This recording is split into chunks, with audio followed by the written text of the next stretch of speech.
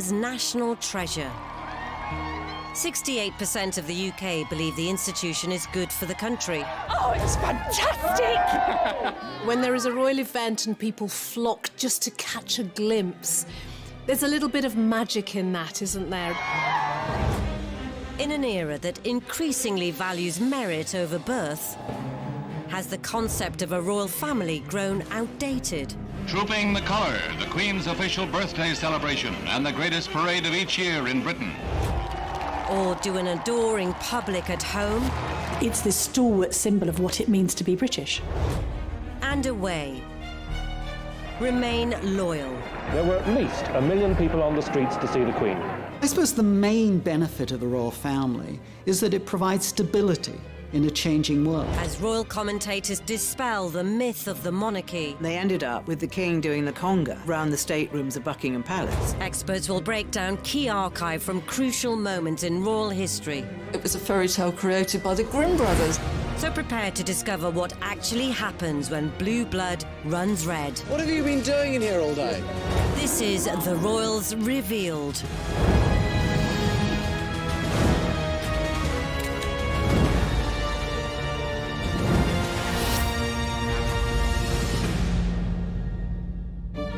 In this episode, we reveal the money the royal family receive is on the up.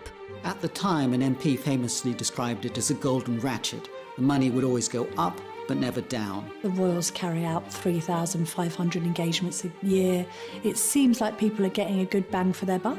But in an uncertain financial climate, This is a huge amount of money draining away from the public purse. with all the private planes, trains, and pimped-up automobiles, Well, the Queen is the most travelled monarch in all history. Princess Elizabeth and Prince Philip board a plane for the 30,000-mile tour around the world. not to mention the pomp. The royals are like celebrities. When they wear a certain brand of something and we like it, we all want to wear that too, or have a bit of that too, that royal sparkle. Palaces, How did she get those particular properties which are allegedly privately owned? She got them because Queen Victoria and Prince Albert went to Parliament cap in hand. Parliament increased the amount of money they gave to the Queen. What she did was use that extra money to buy Sandringham and Balmoral, which therefore ought to belong to the state. and pageantry that comes with the territory.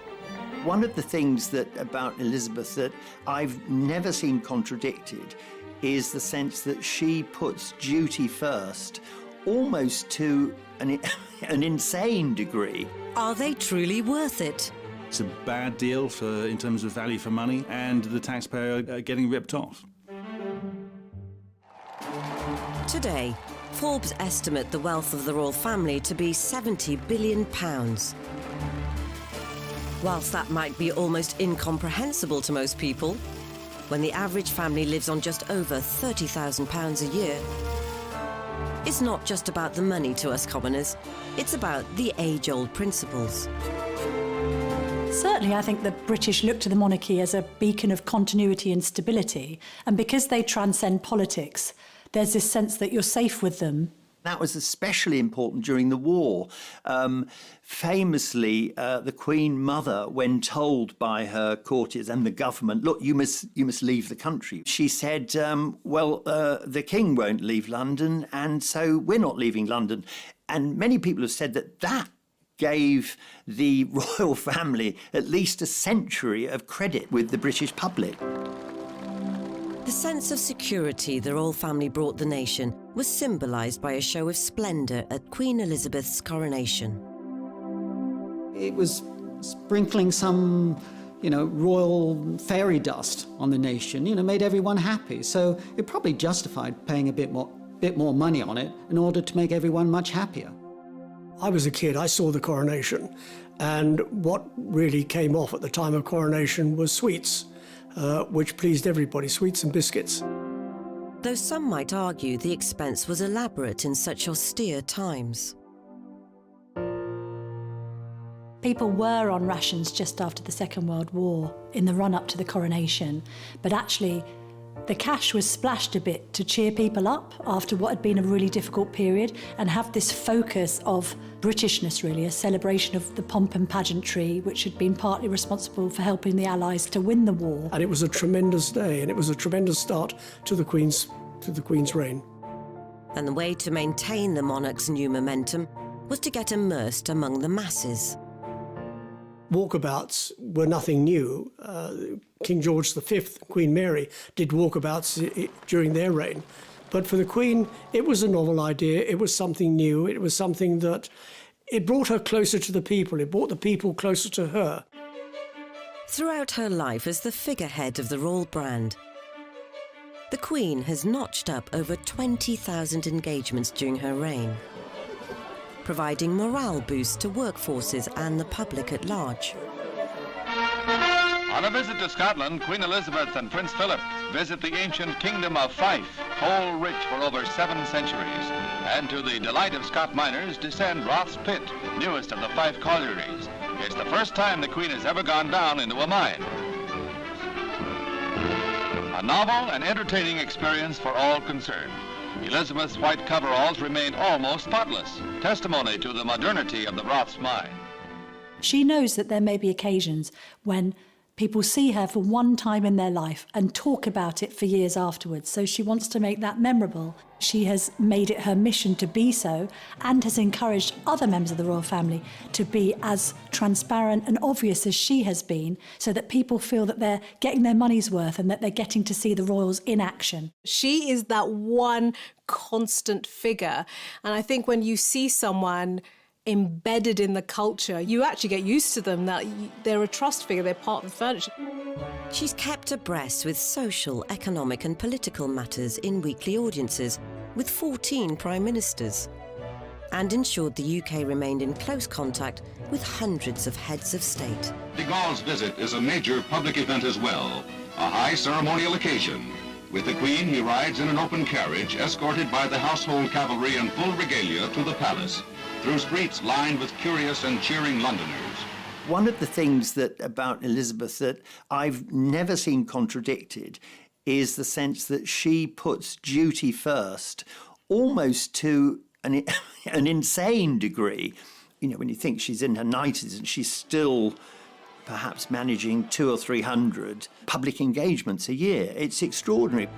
But whilst all this hard work is clearly vital in terms of maintaining a national identity and the emotional and economic stability that it can be seen to bring, all the public-facing activities come at a price, which some are finding increasingly harder to stomach.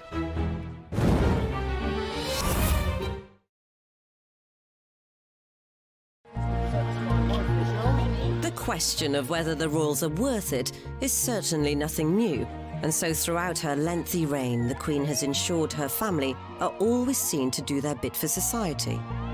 And supporting the community has always been top of the agenda. It was to aid the fund for building a vestry at Crathy Church near Balmoral that members of the royal family and their household helped at a sale of work at Abergeldy Castle. The Queen herself acted as a seller.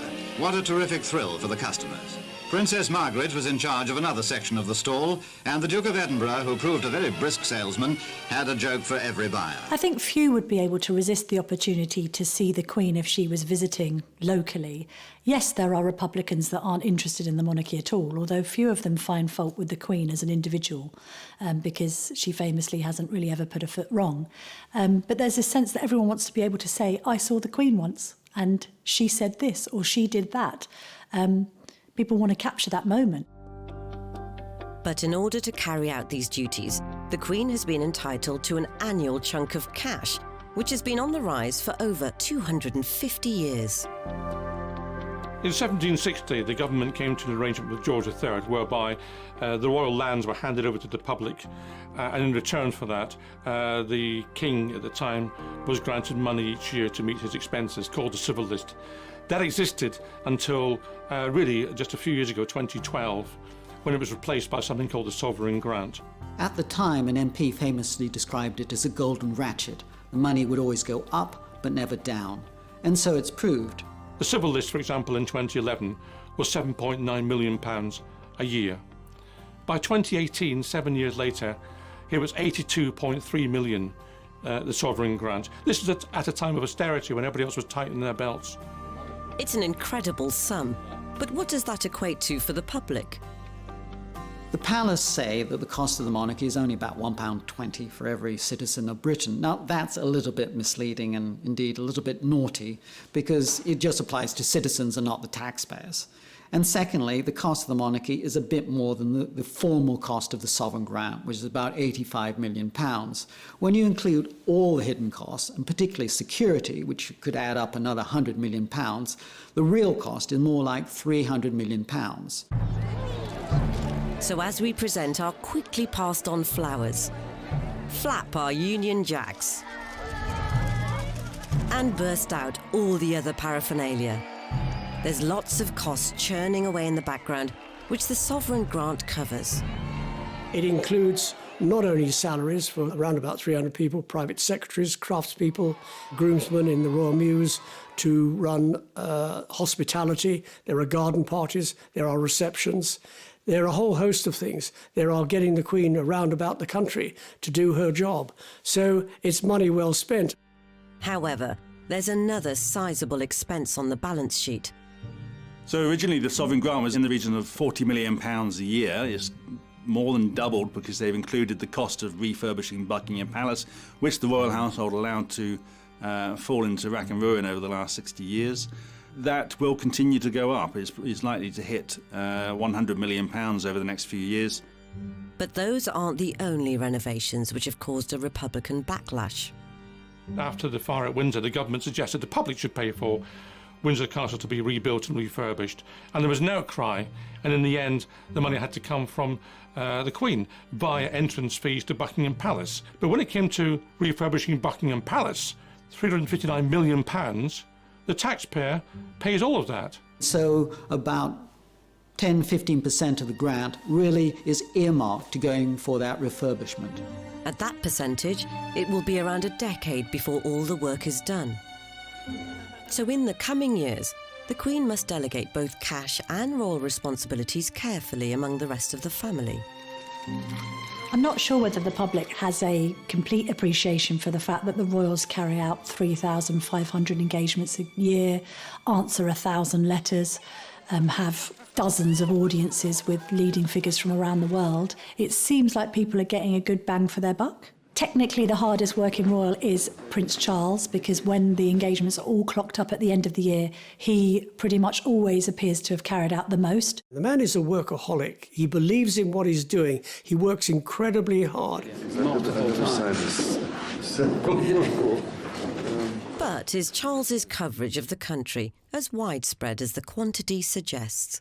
The public, for example, has mapped all the visits that Prince Charles did in 1 year, and they're all very much focused or clustered around London, around Highgrove in Gloucestershire, and around Balmoral in Scotland. So he doesn't go very far to do these things. It's very much about making sure that he remains in the limelight and that they project some sense of purpose. Charles could be criticised for doing too much. You know, he has been criticised for having too many fingers in too many pies. So the real issue is not just the quantity of engagements, but the quality of the work.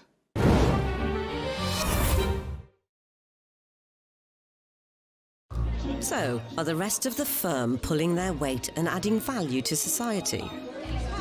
Princess Anne is always regarded as a legendary royal trooper because she very much likes to pack the engagements in. And indeed, it's not unheard of for Princess Anne to do 7, 8 or 9 engagements in one day. An impressive stat, yes. But is it perhaps overexposure?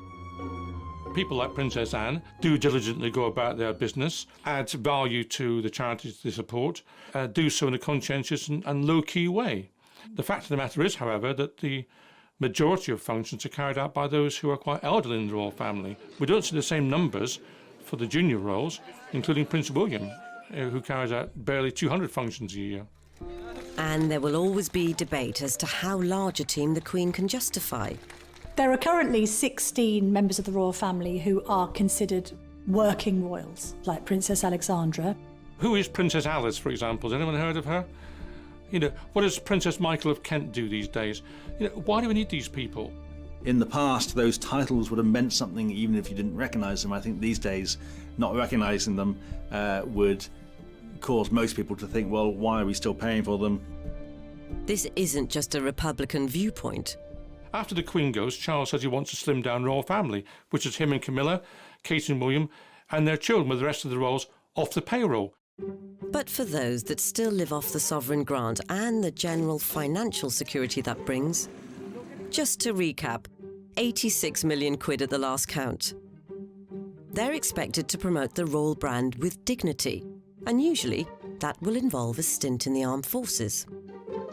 The military is a safe option for the royal family. There's no commercial prerogatives. You're kept out of the way. It's always been difficult for members of the royal family to go into business, to go into trade, because people always accuse you of cashing in on your name. But when Prince Edward ditched the Marines for work experience with Andrew Lloyd Webber, it was the start of an uneasy journey into an untried industry for the royal family.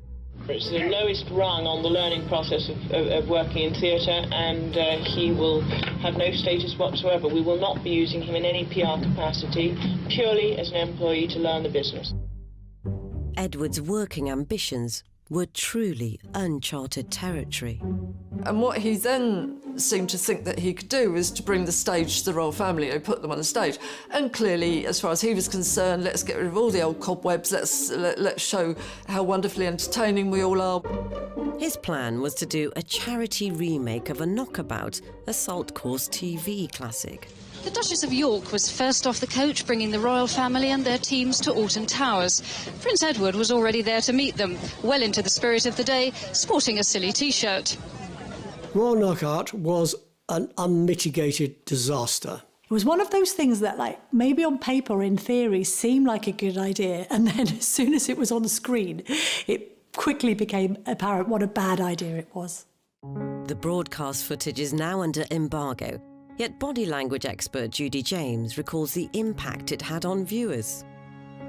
It was dreadful for the public because the public wanted to see more of the royal family, and I remember when that was advertised, great, let's see them being funny and everything like that.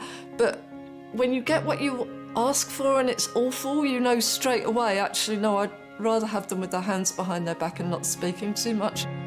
Edward's press conference afterwards did little to add merit to the venture. First of all, I have to apologise if I go to sleep at the middle of this.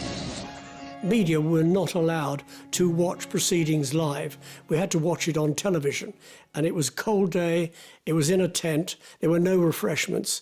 And Edward came in at the end of it and sat at a table, sort of slightly raised, and looked at the assembled crowd of media and said, well, what did you think of it? And I know the captains have enjoyed themselves. I only hope that you've enjoyed yourselves. Have you? You could have heard a pin drop. Well, thanks for sounding so bloody enthusiastic. What have you been doing in here all day? Have you been watching it? Yeah. What did you think of it? Thanks. I thought it was great. The headline the next day was, "It's a walkout," which just about summed it up. I think Edward had set himself up to be a champion in his own right. This was his star of the royal family. His brothers had been heroes, they'd been in the armed forces, etc., but he was going to do it theatrically and do this wonderful show that everybody would love him, and the royal family would say, oh no, Edward, you are now the most famous member of the royal family, and it didn't quite work out like that. I suppose it's difficult being the fourth son of the monarch. You don't really have a role, you have to create one for yourself. After an ill-fated foray into TV production, Edward was ultimately brought back in line as a working royal.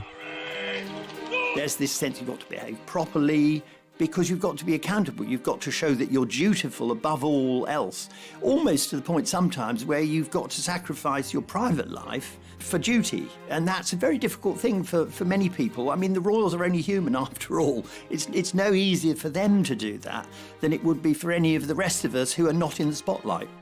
Recently, the Queen's grandson, Peter Phillips, also fell foul in trying to do his own thing. They're entitled to their private people, but what is wrong is when they then invoke the royal name to boost their commercial activities. Peter Phillips was busy selling milk to the Chinese and pretending it all came from Windsor and the royal family drink this every morning and so on. That was an attempt to use his links with the royal family for commercial activities. That's entirely improper. One necessary activity for working royals is to represent the UK abroad. And whilst news reports may focus on how they sample regional delicacies, don the local dress, and generally embrace the culture, there's lots of crucial work going on off camera. Ever since before she ascended the throne, the Queen has been instilling royal values all over the world.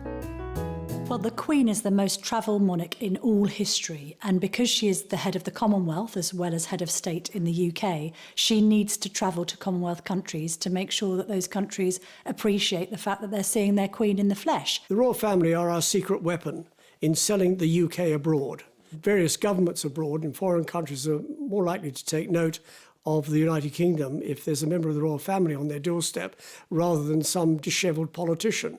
They can see politicians anytime. They can't see the royal family at any time. It's absolutely right, of course, that the Queen and members of the royal family travel abroad to represent this country.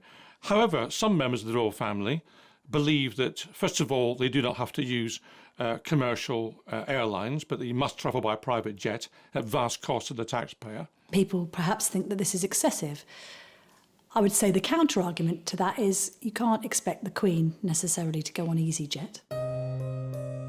At its peak, the annual travel spend was a whopping 18 million. These days, it's nearer to 3 or 4. But besides flights, how do they spend so much?